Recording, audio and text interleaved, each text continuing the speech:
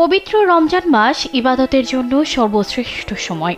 এবছর পবিত্র রমজানের অপেক্ষার সময় শেষের পথে। আগামী ২৮ ফেব্রুয়ারি মধ্যপ্রাচ্যের ইসলামিক দেশগুলোতে রমজানের চাঁদ দেখা গেলে পরের দিন ১ মার্চ থেকে সেখানে রোজা শুরু হবে।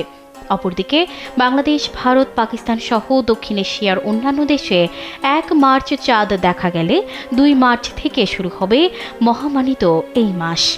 সূর্যোদয় থেকে সূর্যাস্ত পর্যন্ত সব ধরনের পানাহার থেকে বিরত থেকে বিশ্বের সব মুসলিম রোজা রাখেন। রমজান মাসে রোজা রাখা ফরজ। পৃথিবী বাঁকা ও সূর্যের অবস্থানের কারণেই বিশ্বের বিভিন্ন জায়গায় দিন ও রাতের সময়ের মধ্যে পার্থক্য থাকে।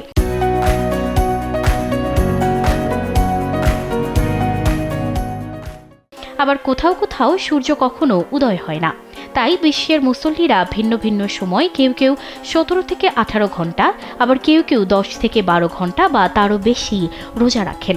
গ্রিনল্যান্ড ও আলাস্কার মতো বিশ্বের এমন কিছু জায়গা আছে যেখানে কখনো সূর্যাস্ত হয় না।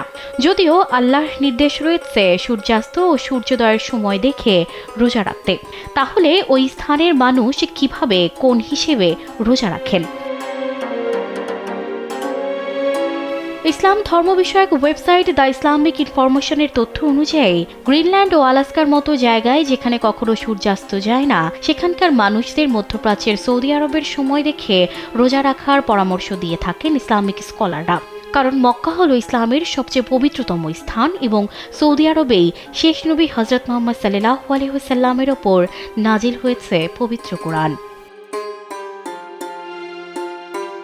মধ্যপ্রাচ্যের সৌদি আরব, সংযুক্ত আরব আমিরাত এবং কাতারের মতো দেশের মুসল্লিরা এবার প্রায় ১৪ ঘন্টা রোজা রাখবেন। অপরদিকে এবছর সবচেয়ে বেশি ১৭.৫ ঘন্টা রোজা রাখবেন ফিনল্যান্ডের রাজধানী হেলসিঙ্কির বাসিন্দারা।